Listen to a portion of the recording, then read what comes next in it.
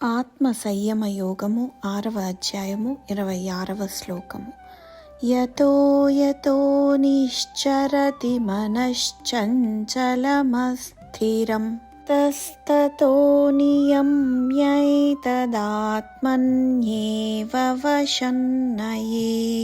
తాత్పర్యము: సహజముగా నిలకడలేని చంచలమైన మనస్సు ప్రాపంచిక విషయముల యందు విశృంఖలముగా పరిభ్రమించుచుండును.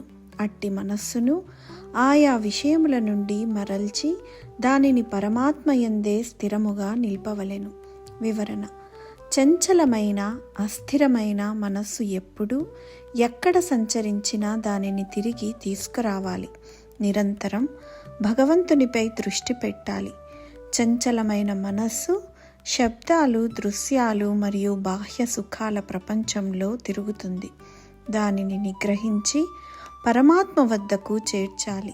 ఈ దశ ధారణ దశ నుండి ధ్యానం వైపుకు తిరిగే దశ.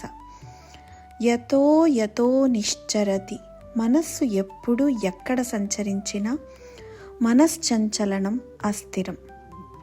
మనస్సు చంచలంగా మరియు అస్థిరంగా ఉన్నప్పుడు మనస్సును అదుపులో ఉంచుకొని ఒక స్థితికి తీసుకురావాలి. భగవంతుడిలో మనస్సును పూర్తిగా కేంద్రీకరించడానికి స్థిరత్వం కావాలి. 27వ శ్లోకము. ప్రశాంతమనసం హ్యేనయోగినం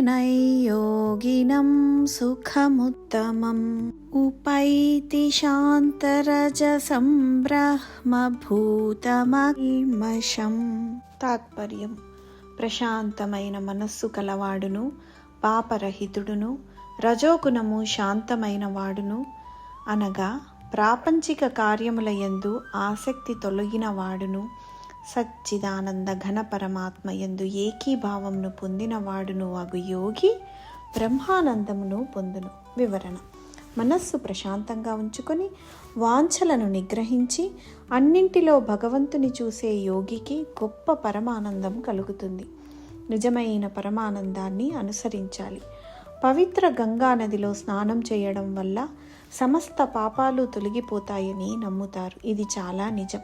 ఒక వ్యక్తి పవిత్ర నదిలో స్నానం చేస్తే అతని మనస్సులో చల్లని నీరు తప్ప మరే ఆలోచన రాదు. ఒక వ్యక్తి విచారశూన్య లేదా ఆలోచన రహిత స్థితిగా మారినప్పుడు అతని మనస్సులోకి పాపం రాదు. వివిధ ఆలోచనలున్న వికార స్థితి మనలను పాపపు మార్గానికి తీసుకెళ్తుంది. గంగలో మునిగినప్పుడు ఆలోచనారహితమైన స్థితిలో పాపపు ఆలోచనలు రావు.